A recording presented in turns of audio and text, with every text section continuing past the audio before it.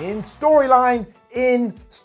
Don't go around now saying there was some bald asshole on YouTube who was saying that the real life relationship between Seth Rollins and Becky Lynch had hit the bricks. I ain't saying that. I am all for 100% all for all loving relationships. And besides, if we didn't have some loving relationships, then we wouldn't get no kids. And if we don't get no kids, the human race as we know it would die out. Sometimes I actually think maybe that would be beneficial after going through the YouTube comments. But yes, in a recent interview with TalkSport, Becky Lynch said, "What I didn't want was everybody talking about the relationship. What I wanted was two badasses, two people at the top of their fighting game, fighting side by side, not for the world to be reminded every 5 minutes that this is Becky Lynch's boyfriend or that's Seth Rollins' girlfriend," which of course they didn't do. They were the masters of subtlety. That last line is obviously sarcasm because Michael Cole did remind us every 42 seconds that yes, in real life, Seth Rollins and Becky Lynch were a couple. And that was done for two reasons. One, it was too much. But two, because he kept saying real, it's real, this is real, this is real, it just meant the rest of the show, I presume, was absolutely fake. And I know it's fake, but you don't have to keep reminding me now, do you? Also, we don't use the word fake, be determined. I get it though, and yeah, Becky Lynch hates being with Seth Rollins on TV. Why?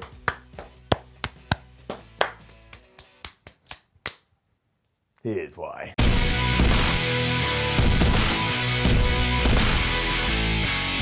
Now, let's be fair, because Lynch also went on to say, "When I thought about it, I was like, okay, one, we're going to make this a badass fight. It's going to be a great fight no matter what. You know, when you put me and Seth Rollins in a fight, you're going to get pure passion and we're going to pull out all the stops. But in terms of having my relationship front and center, that's not what I'm about. That's not what I've worked towards. That's not what I wanted." And finished it off with, "I wanted to work with Seth because he's the best in the business, you know, besides me. But working with him was awesome. He really is the absolute best." So it wasn't all bad. However, I do understand where the last kicker is coming from. On the one hand, nobody wants their personal stuff flaunted in public. But two, when you look at WWE and what they were able to actually do with this pairing, well, they were already barking up the wrong tree. There's a reason it only lasted a few weeks, and that's because we did have two characters that were exactly the same. Seth Rollins is meant to be a badass, and Becky Lynch is meant to be a badass. If you're going to feature a relationship on a TV program like WWE, where there's a lot of violence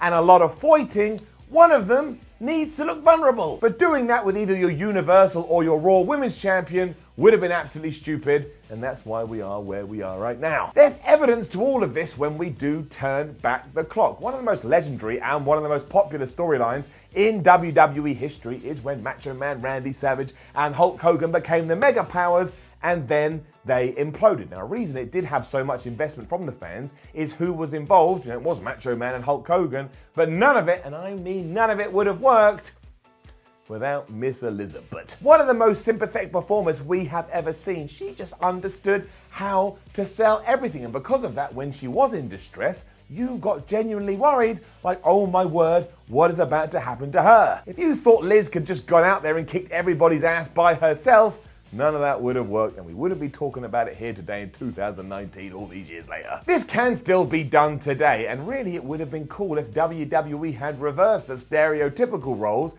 and put Rollins as the one that was in danger, but as we know, that was never going to happen because WWE can be quite archaic in those terms. That's also not how they see Seth, so really this became a thing because somebody went on the internet and realized that the whole Rollins-Lynch relationship was getting a load of buzz on Reddit and Twitter and Facebook and social media, and went, well, if it's getting that much buzz on there, maybe it will get that much buzz on Raw and that much buzz on pay-per-views, and all our fans will come back and all of our problems will be over. It did not work out that way, because instead, we just got weird promos from Becky Lynch where she was talking about birds pooing on a Lacey Evans statue, and Seth Rollins was going on romantic walks, but he was also looking at cracks in Liberty Bells and comparing that to Baron Corbin's face. Let's face it, it was not good. In fact, that was really bad. Those promos were really, really strange. Kind of oddly too, when this was dying down, there was another on-screen pairing that actually was getting all of this right, and that was of course Drake Maverick and Renee Michelle. Being a comedy character allowed Maverick to make a fool of himself time and time again, and Renee was able to jump all over that,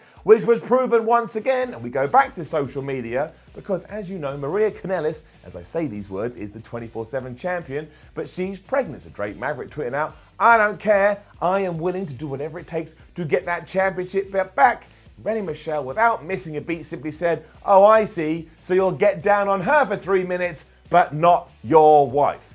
Not only was that just funny regardless, but it's also consistent and it has continuity because the whole storyline between Drake and Renee is that they have not consummated their marriage. I know it's dumb, I know it's stupid, but there ain't no holes in it, and that makes me happy. Thankfully, where we are now, if you only just started watching WWE in the last couple of weeks, you'd have absolutely no idea that Seth Rollins and Becky Lynch were even a thing, and I do think that sums it up. And I guess fair play to the company for trying something new. I mean, we're always asking to break out of the humdrum, and they did experiment with this, but ultimately it was a failure. But they did seem to learn from that. Again, are they together on TV now?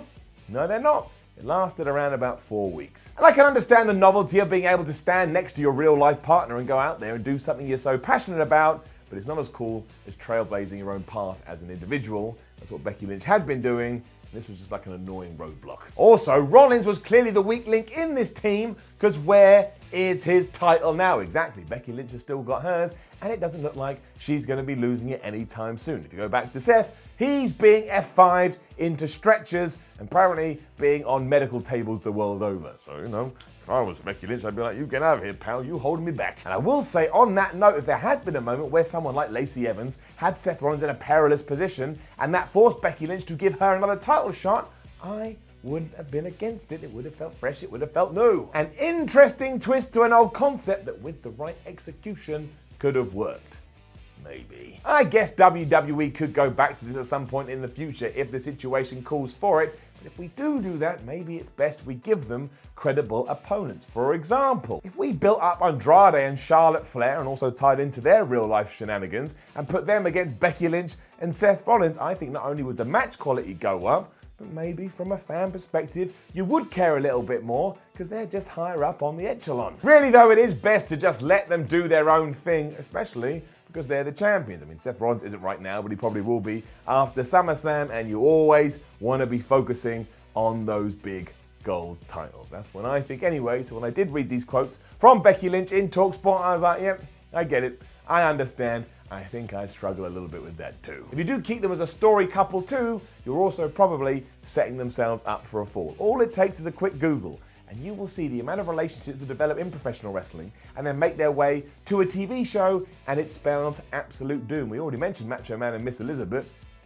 They broke up. Can you believe it? In real life, they broke up. I remember when I found out about that. So on screen, they were still together, but in real life, they'd broken up, and I was absolutely crushed because I believed in it, man. I believed in it. Then I found out all my dreams were lies. That may be going a little bit too far with it, but let's try and preserve this as much as possible. It's nice to work with your other half doing the thing that you love.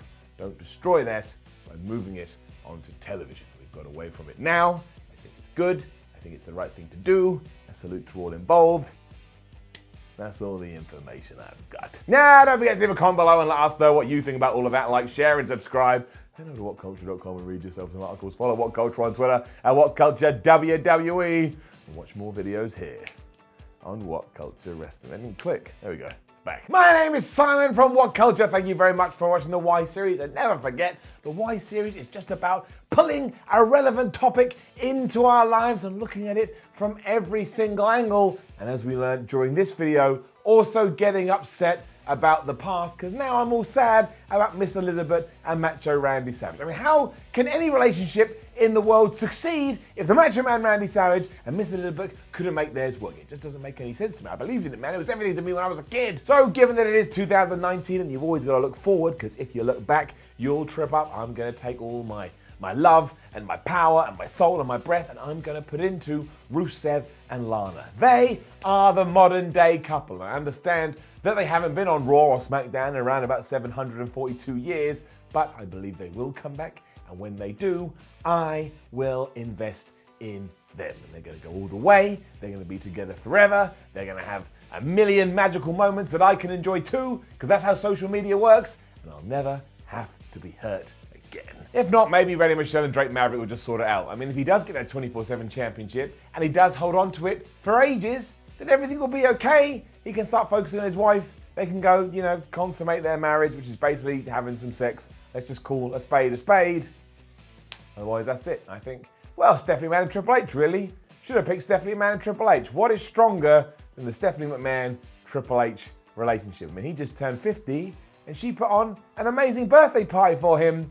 I don't know why I've been talking about this so long, so I'm gonna stop talking and just say thanks as always for watching. I love you all. Yes, sometimes I do just fade away into the land of tangents. Yeah.